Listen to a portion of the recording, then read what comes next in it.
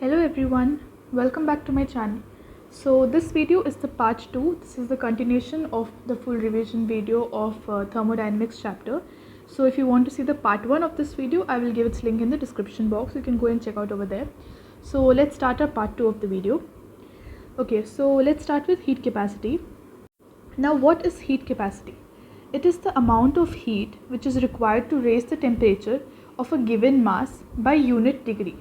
Okay, and the formula over here is that Q is equal to C delta T. Here C represents the heat capacity and Q is the heat transfer, and this is delta T, that is the change in the temperature. So basically heat capacity is the amount of heat that is required to raise the temperature of a given mass by unit degree. Okay, that is the definition. Now what is specific heat capacity?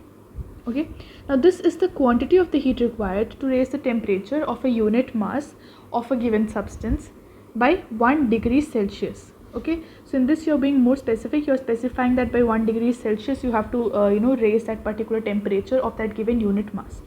Okay, so in this the formula goes that Q is equal to mc delta T. Here this represents the specific heat capacity. Okay, this represents the specific heat capacity, and okay, so this is a specific heat capacity formula.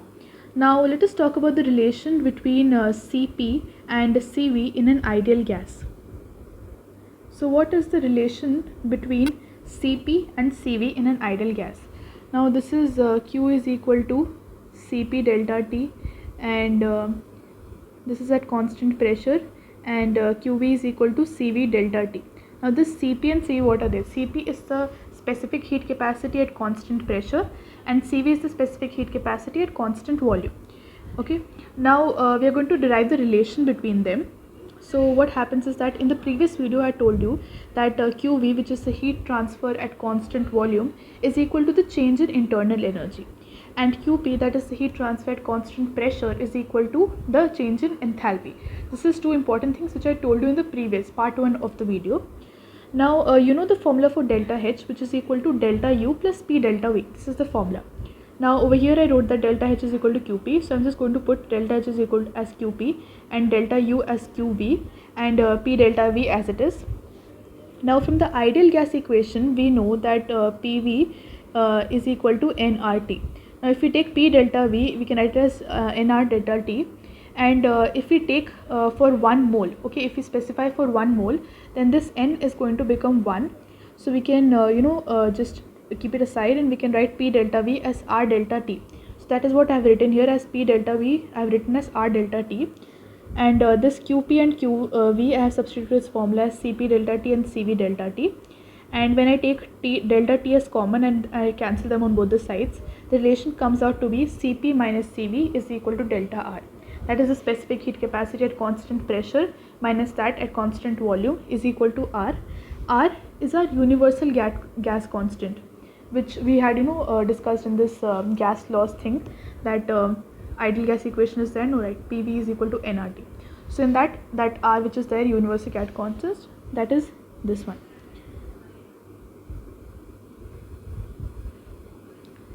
Now let us talk about the reaction enthalpy. Now what is this reaction enthalpy? See, it is the enthalpy change that is accompanying a reaction. Okay, as simple as that. Like suppose a given reaction is given, and then they have given that delta H of this reaction is so and so kilojoule per mole. So that means that so and so kilojoule per mole is the reaction enthalpy. That is, whatever the enthalpy change that has happened in the following reaction is known as reaction enthalpy. Now it is the heat content of a system, to be more specific about it, and it decides whether a reaction will happen or not.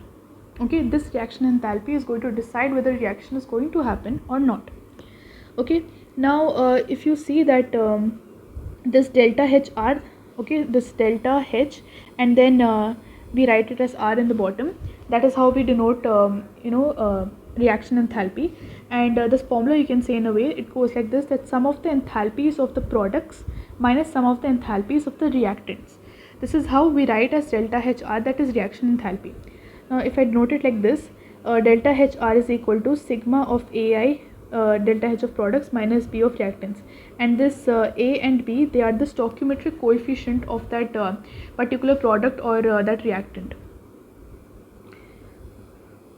Now suppose I have given an example. Suppose we have got here a equation that is CH4 plus 2 times O2 is going to give us CO2 plus 2H2. Now if I ask you what is the delta H or the reaction enthalpy of this reaction, then as we know that the formula goes like this, that it is the sum of the enthalpies of the products minus the sum of the enthalpies of the reactants. So if I see the products here are CO2 and H2O. So I write the enthalpy of CO2 plus 2 times the enthalpy of H2O, because 2 here is the stoichiometric coefficient of H2O. So this is the enthalpies of products minus enthalpy of reactants. This is the reactant CH4 and O2, and 2 here is the stoichiometric coefficient of that oxygen gas or that reactant. So this is how you're going to find the delta H, that is the reaction enthalpy of that particular reaction. And about this particular enthalpies of the products and the reactants, they will give it to you in the question itself. So you just have to substitute the values and find the reaction enthalpy over here. Now next comes the standard enthalpy of reaction. Now what is the standard enthalpy of reaction?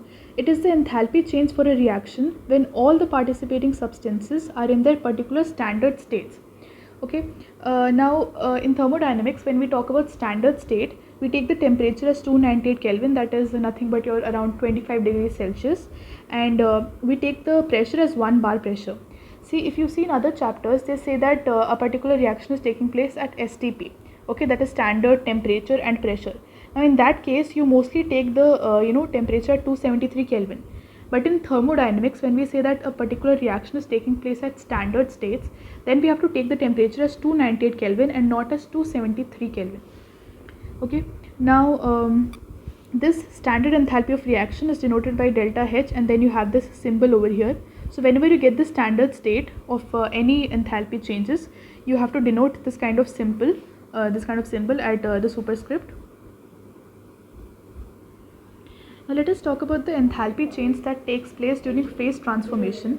Now phase transformation in the sense when the solid state or to liquid state, that is when there is a change of state, you can say. So first thing is standard enthalpy of fusion. Now what do you mean by fusion? Fusion means when a solid is converted to a liquid. Suppose I give you the example of ice getting converted to water. Now what happens when ice is converted to water? There is an enthalpy change which is taking place.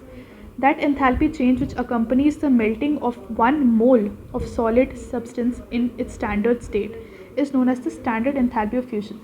See, whenever you have this word as standard, okay, whenever you have this as standard enthalpy of fusion or vaporization or anything, whenever you get this word as standard, you have to assume it to be 1 mole. We are considering only 1 mole whenever you get this word as standard. If it is normal enthalpy change, then it is fine. But if it is standard enthalpy, then we will consider only 1 mole of a solid substance in that particular enthalpy change. So standard enthalpy of fusion is nothing but the enthalpy change that accompanies the melting of 1 mole of solid substance in its standard state. Okay, as simple as that.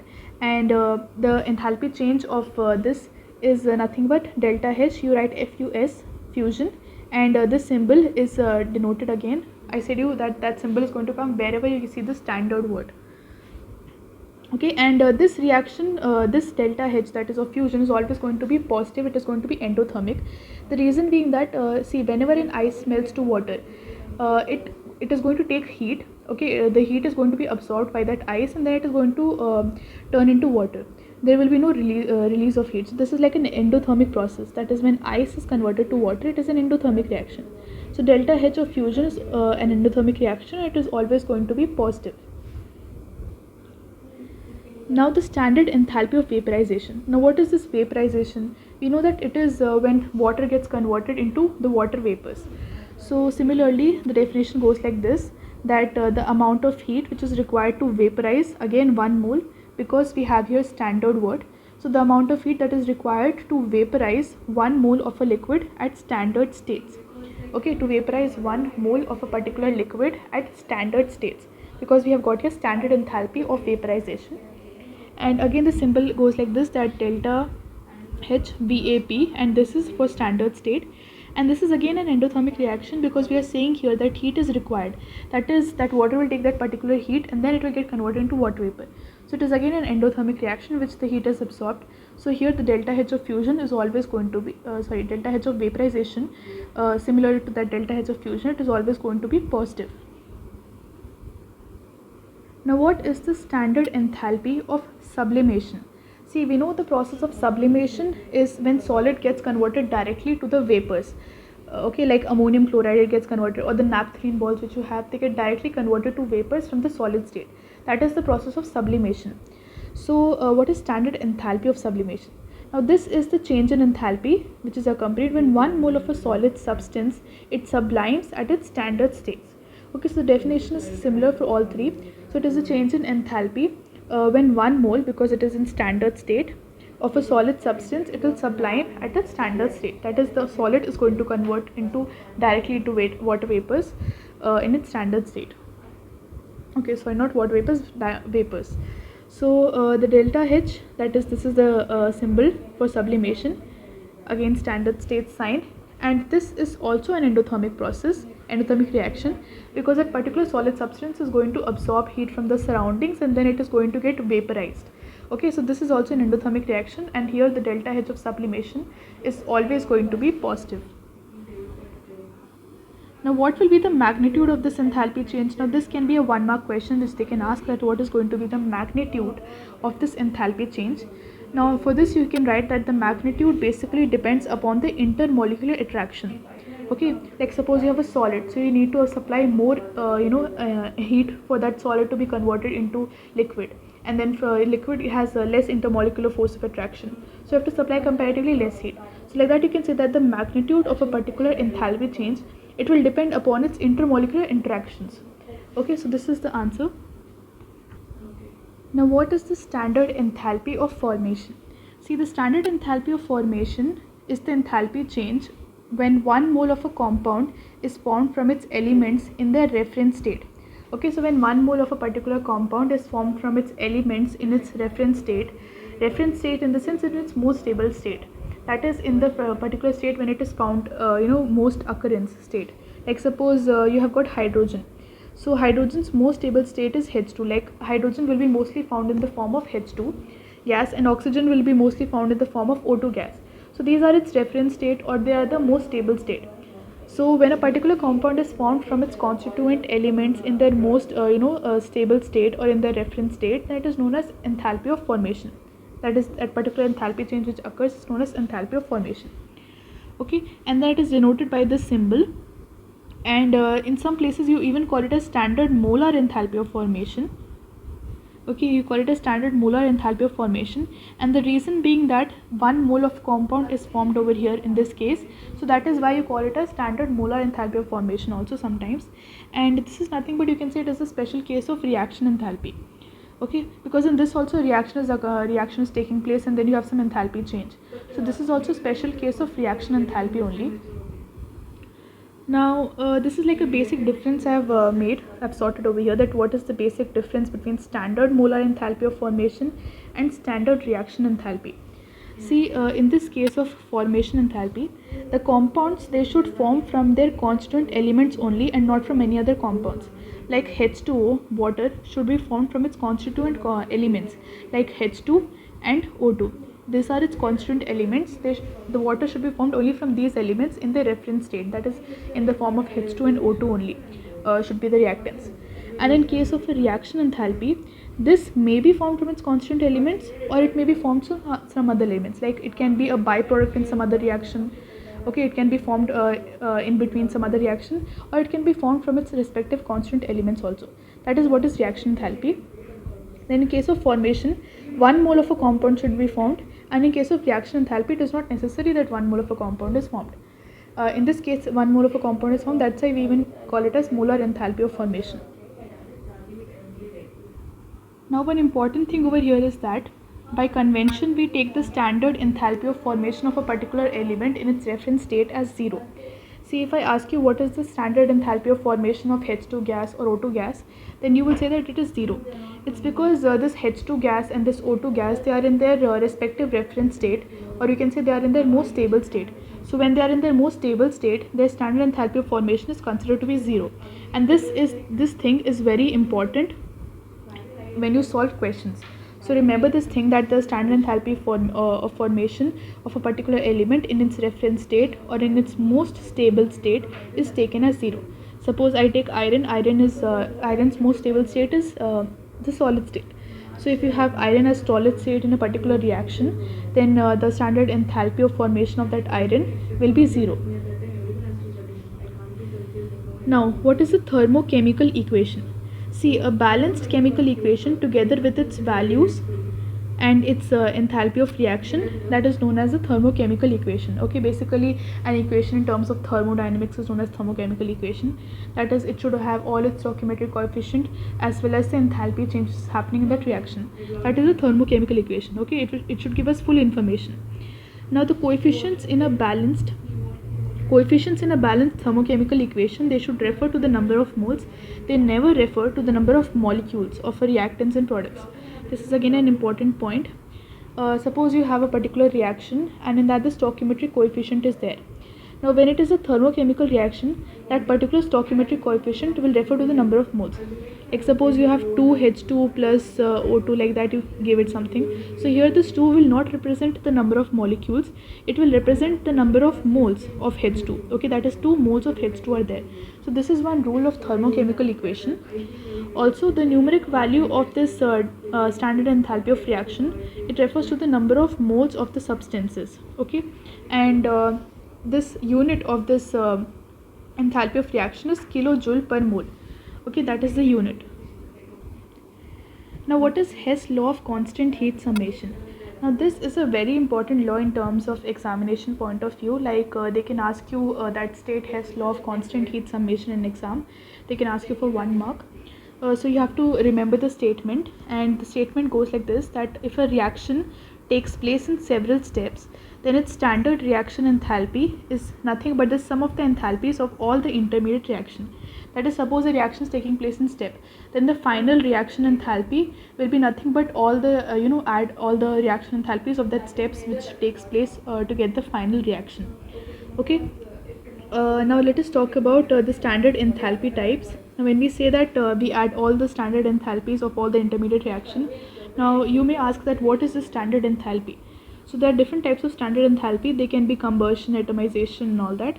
Now I'll discuss that over here. So first is the standard enthalpy of combustion. Okay, it is denoted by this symbol. Now, what is this? Now, from the combustion itself, you can say that something is being burnt, or it is being reacted with oxygen. So it is defined as the enthalpy change per mole of a substance. Okay, per mole because it is standard. So it is defined as the enthalpy change per mole of a substance when it undergoes combustion and all the reactants and the products being in their standard state. This is also one important thing because it is standard enthalpy. So the reactants and the products should be in their standard state. Now this statement is also important. They may ask you what is standard enthalpy of combustion and all that.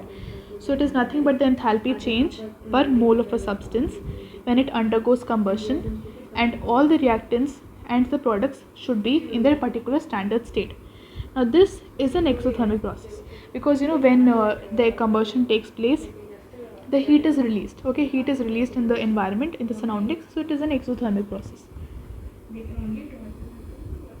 Now, what is standard enthalpy of atomization? Now, this is the enthalpy change on breaking 1 mole of bonds completely to obtain atoms in their gaseous state. See, when you have a particular compound like CH4, you give some enthalpy. There's some enthalpy change is taking place when you break this bonds of CH4 into its particular atoms. And you obtain its particular atoms, substituent atoms in the gaseous state. Like in CH4, the atoms are carbon and hydrogen. So you obtain the atoms carbon and hydrogen, and they should be obtained in their gaseous states. Okay. So here, when this CH4, 1 mole of CH4, when you take it and when its bonds are broken, then you obtain carbon and hydrogen in the gaseous state. So the enthalpy change which is happening in this reaction, it is known as the enthalpy of atomization, standard enthalpy of atomization, because 1 mole is what we are taking over here. So suppose I have given a value of standard enthalpy of atomization, and here it is positive, and this is always going to be positive because what is atomization? See, you are breaking 1 mole of bonds to obtain atoms in its gaseous state. See, when bonds are broken, the enthalpy, the heat is given to break bonds. So when bonds are broken, the heat is given. see a particular bond is there, and if you have to break that particular bond, so you have to supply some heat so that bond can be broken. But when bonds are formed, the heat is released, that is the energy is released. So when bonds are going to be formed on their own, the energy will be released. But when you want to break a particular bond, you have to give some energy, and that is why here we are breaking 1 mole of bond, so we are going to give some energy, and that is why this is going to be an endothermic reaction. So the enthalpy change of this reaction is going to be positive, because here bonds are breaking, and to break bonds we have to give energy. Now in case of bond enthalpy of these diatomic molecules, bond enthalpy, again when you break bonds, the energy, that is enthalpy change, that is released. So in case of these diatomic molecules, that is when you have got same atoms, the enthalpy of atomization will be equal to enthalpy of dissociation, and this is going to happen only and only in case of diatomic molecules, that your enthalpy of atomization is going to be equal to your enthalpy of bond dissociation, that is when you give energy to break a particular bond. Now mean bond enthalpy, and this mean bond enthalpy you can see in case of polyatomic molecules like CH4. CH4 has got 4 bonds of C and H.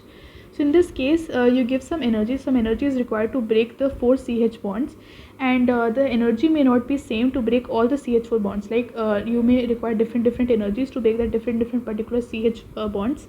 So here what you do is you have to take the mean bond enthalpy of all these 4 bonds. Now what is lattice enthalpy? See, the lattice enthalpy is the enthalpy change which occurs when 1 mole of a particular ionic compound in the sense like NaCl, Na plus Cl minus, this is an ionic compound. So when 1 mole of an ionic compound, it will dissociate into its respective ions, that also in their gaseous state, then the enthalpy change is going to be accompanied is known as the lattice enthalpy. So when you take 1 mole of a particular ionic compound, you break it into its respective ions, and the condition here is that the respective ions should be in their gaseous state only. So that time the enthalpy change is going to take place is known as the lattice enthalpy. And again this symbol comes because it is 1 mole is involved over here, so this standard symbol is going to come over here. And then the delta H, that is the lattice enthalpy, is again going to be positive, it is going to be endothermic, because again here a particular compound is going to dissociate. So for that you have to supply some heat so that the bonds are broken, it's going to dissociate into its respective ions. So again this is endothermic reaction. Now experimentally we can not find the value of lattice energy directly, like directly if you want to get the value of lattice energy you cannot find it. So for that we have got an indirect method which is known as the Born-Haber cycle. Okay, directly you cannot find the value of lattice enthalpy, so for that we have got one indirect method which is known as Born-Haber cycle. So let me draw and show you the Born-Haber cycle over here. Now I am going to calculate the lattice enthalpy for this NaCl compound, and we cannot directly calculate the lattice enthalpy, so we have to follow the Born-Haber cycle. See, in lattice enthalpy what happens is that one particular ionic compound, it is formed from its constituent, it is broken into its constituent ions, okay, and that also in the gaseous state. So what we'll do is that we'll form first this NaCl from its constituent ions, and then whatever the enthalpy change is there, we are going to reverse its symbol, okay, for getting the lattice enthalpy. See, first I'll show you how to get this particular state. Now similarly, see what happens in actual reaction is that when you form NaCl, Na will be in its solid state, and we take half of Cl2 because we need only one Cl, so we will take half of Cl2 and this will be in its gaseous state, and to form NaCl solid. So we have to take this Na in the solid state and we have to convert it into Na plus in the gaseous state. So first step will be that this solid we will convert it into a gas, okay. So first step is that we convert a solid NaCl into a gas NaCl. So when we convert a solid directly to a gas, we know that sublimation takes place. So in that the standard enthalpy of sublimation is going to take place, and the symbol for the standard enthalpy of sublimation is going to be positive, because we provide some energy so that the solid gets converted into gas, okay.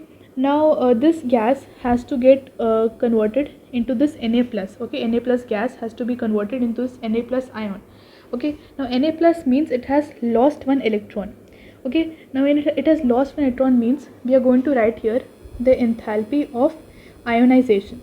See what happens in ionization is that you remove one particular electron from its outermost shell, and there is some energy which is going to be given. Okay, some energy is required to remove an electron from its outermost shell. That is what is ionization enthalpy. So here you again provide energy to remove that particular electron from that atom and make it ion. So that is ionization enthalpy. That is when the energy you give to remove a particular electron. Okay, so now this Na plus gets converted, Ne gets converted into Na plus, and you have the standard enthalpy of ionization over here, and its sign is going to be positive because you provide some energy, you give some energy to remove an electron. Okay, now we have to take this half Cl2 gas and get converted into Cl minus gas. So for this, first step is that we take this Cl. Now in this Cl2 there is a Cl bond. First is that you have to break this Cl bond. So for that we have to convert it into, from half Cl2 we have to convert it into Cl. Now over here the enthalpy that is going to take place is the bond dissociation enthalpy. Okay, here the enthalpy that is going to take place is the bond dissociation enthalpy, and that we are going to divide by 2 because we have taken in this Cl2 we have to take only half of that Cl2. So the bond dissociation enthalpy is also going to be half of that actual value. So since we have taken half Cl2, the bond dissociation enthalpy is going to be half of that actual value, and here the sign is going to be positive because we are going to break that Cl bond. So we have to provide some energy to break that particular bond, and that is why this symbol is going to be positive. Now from the Cl gas we have to convert it into Cl minus. That is, we have to give an electron, that is we have to add an electron.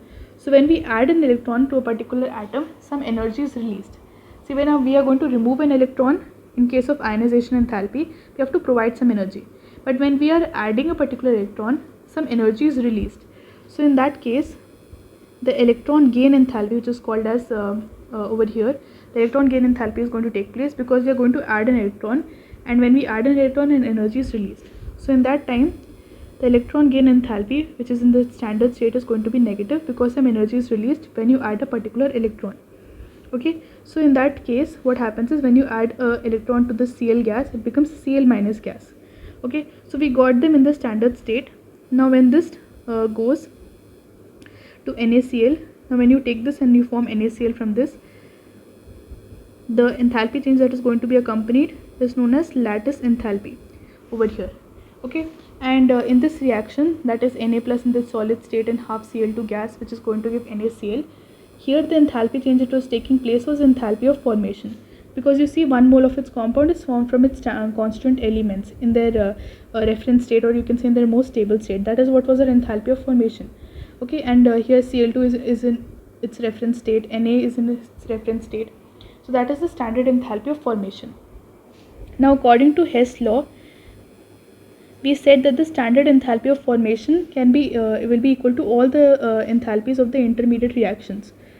Okay, so here this enthalpy of formation over here will be equal to the sum of all the intermediate enthalpies, okay, that has taken place. That is sublimation enthalpy plus the ionization enthalpy plus the bond dissociation enthalpy. Okay, I'm doing nothing, I'm just adding all the enthalpies of all the intermediate reactions that have taken place. So plus the electron gain enthalpy plus the lattice enthalpy. So from here you can find this lattice enthalpy, the value of lattice enthalpy. Now in this situation what happens is that whatever the sign of lattice enthalpy you get, you have to interchange the sign, because lattice enthalpy was something when 1 mole of Na plus and Cl minus compound is going to be broken into its Na plus and Cl minus, that is into its gaseous state, it's going to be broken. Now here this was the enthalpy change that was taking place, and that was known as lattice enthalpy. But in this reaction what we did is that we took those constituent ions and we formed NaCl. So we did the opposite of this reaction. So when we want lattice enthalpy, whatever we get the value of lattice enthalpy and whatever sign we get, we just have to interchange the sign. Suppose our lattice enthalpy value comes in positive, so for that we have to make it as negative because we have to interchange it. Here the opposite reaction is taking place. Here what is happening in bond-Haber cycle is that Na plus Cl minus are combining to form Na plus and Cl minus. But lattice enthalpy is actually when 1 mole of this bond is broken. So the opposite of the reaction is happening. So you have to take the value of delta H lattice and you just have to change its sign. So this is also one important thing, that whenever you have a particular reaction and if you want to reverse that reaction, then you just have to take that enthalpy of that reaction, particular enthalpy, that whichever enthalpy is involved, and you have to change its sign. So this was our Born-Haber cycle. So now we are going to understand the enthalpy of solution and dilution. So for that we have to first understand what is solution, what is dilution. See, a solution is a process in which a solute is transferred from a pure solute phase to a solvent or a solution phase.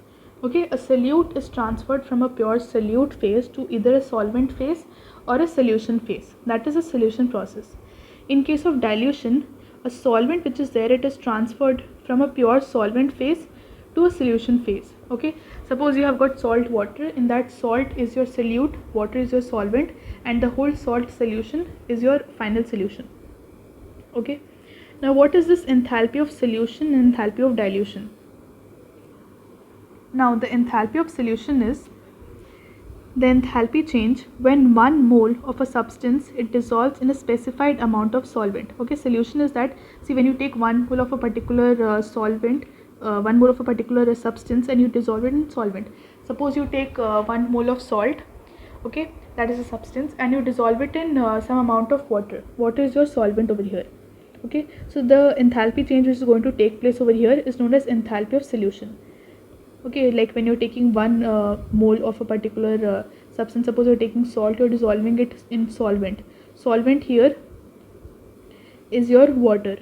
Okay, so the enthalpy change that will take place is known as the enthalpy of solution, and this standard symbol has come again because we took only 1 mole of a substance. Now here one important thing is that the salts, they have very high lattice enthalpy, so they do not dissolve in water. That is, I mean, not all salts, only those salts that have got very high lattice enthalpy. See, because lattice enthalpy was that, like if you take a particular ionic compound, you dissociate into its respective ions, that is what is known as lattice enthalpy.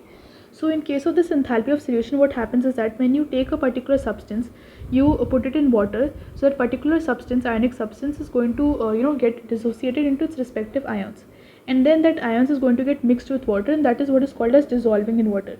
But when you have got very high lattice enthalpy, that is, the salt is going to require a lot of energy for getting dissolved in water. So in that case, it will not easily dissolve in water because it will not easily break into its constituent ions. So that is why it will not easily dissolve in water. Now what is enthalpy of dilution? See, the heat that is withdrawn from the surroundings when additional solvent is added to the solution. Okay, so when you add some additional solvent to the solution, some heat is withdrawn from the surroundings. That is what is known as enthalpy of dilution. See, like what happens is that when you take a particular solvent and you keep on adding solute, so at a particular time that the solution becomes saturated in the sense, like after that more solute cannot be dissolved. Okay, it has come to its final point, and after that more solute will not be able to dissolve. So what you do is that you give some heat, that is, heat will be withdrawn from the surroundings, that is, you provide some heat and you try to dissolve that additional solvent into that.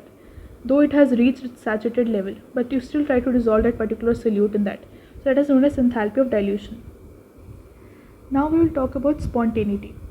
See, there are some processes in nature that will occur without the help of any external factor. That is, you don't need to apply some external force, or you don't need to give some external energy for that particular reaction to take place.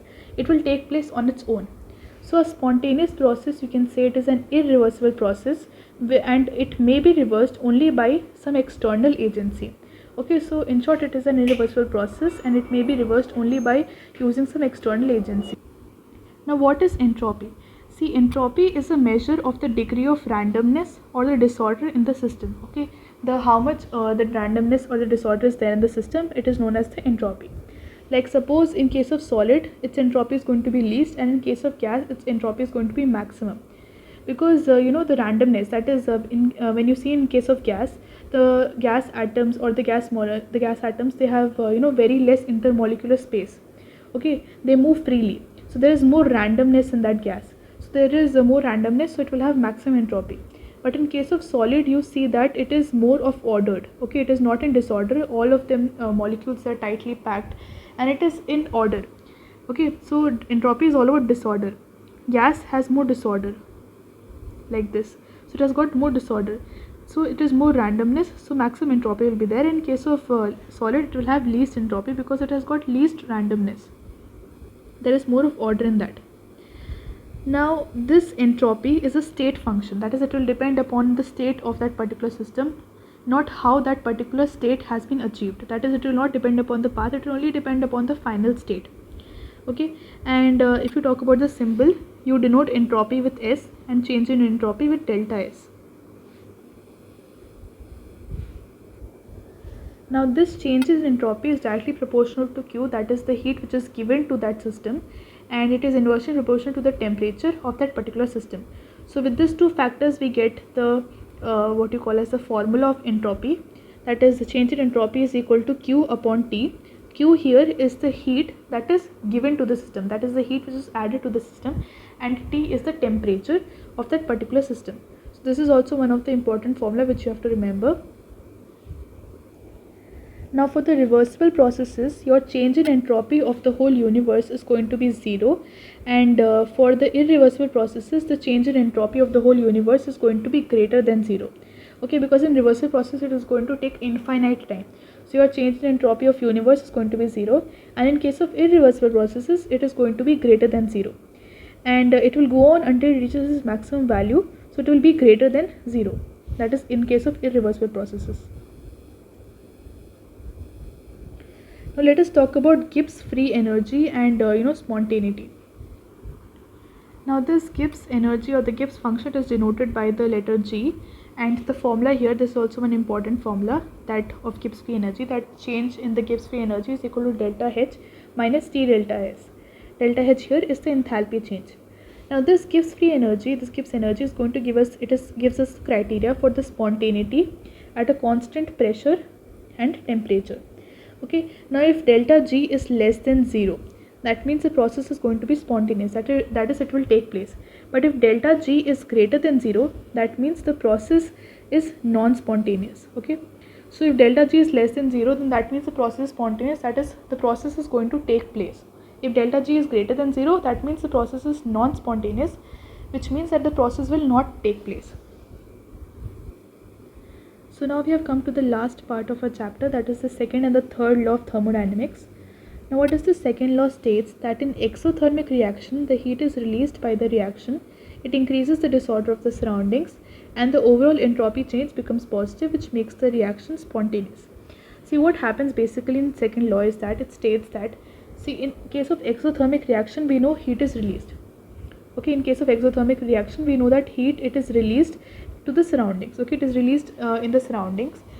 Now what happens is that when heat is released in the surroundings, the whole disorder or the whole randomness of the surrounding is going to increase. Okay, because you've got more heat which is released in the surroundings, so the whole disorder or the whole randomness of the surrounding will increase. Now when the randomness or the disorder of the surrounding will increase, the entropy is also going to increase. See, we know that entropy was nothing but the randomness. Okay, we know that entropy was nothing but the randomness. If there is more randomness in the surroundings, if there is more disorder in the surroundings, then there is more entropy. That is, entropy will be at its maximum level. So when the heat is going to be released in its surrounding, the entropy is going to become maximum. That is, the overall entropy change will be positive, because entropy is increasing, so the change in its entropy is going to be positive. So when the change in entropy is positive, the reaction is spontaneous. So this is again one important condition, and these two conditions actually are very important, that when your Gibbs free energy is less than 0, so when your Gibbs free energy is less than 0, your reaction is going to be spontaneous, and when your entropy change is greater than 0, that time your reaction is going to be spontaneous. So these two conditions, they are important, and they will make a reaction spontaneous. Spontaneous in the sense that reaction will actually occur. If a reaction is non-spontaneous, means it will not occur. So for a reaction to occur, its change in Gibbs free energy should be less than 0, and its change in entropy should be greater than 0.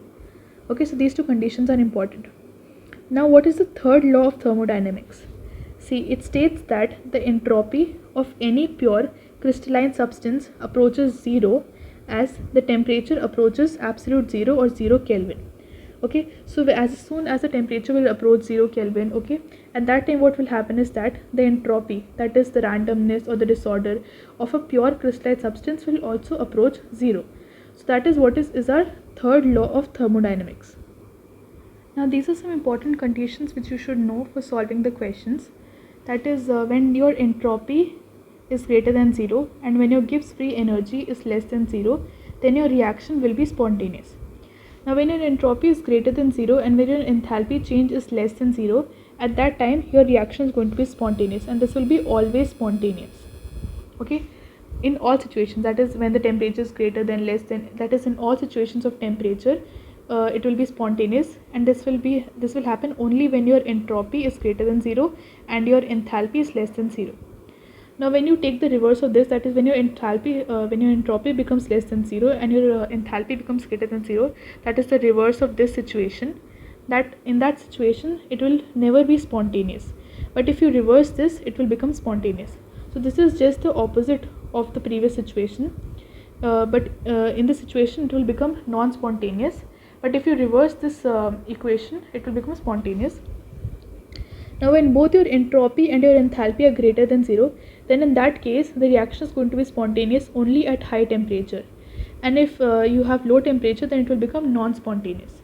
And if your delta S and delta H both are less than 0, then in that case the reaction will be spontaneous only at low temperature, and it will be non-spontaneous at high temperature. So these are some important conditions which you should know in order to solve the questions. So with this, we have successfully completed the thermodynamics revision, and if you have any doubts, then you can let me know in the comment section below. Also, if you like the video, then don't forget to press the like button, don't forget to subscribe to my channel, and if you want more of such videos, then please let me know in the comment section below. So thank you for watching my video.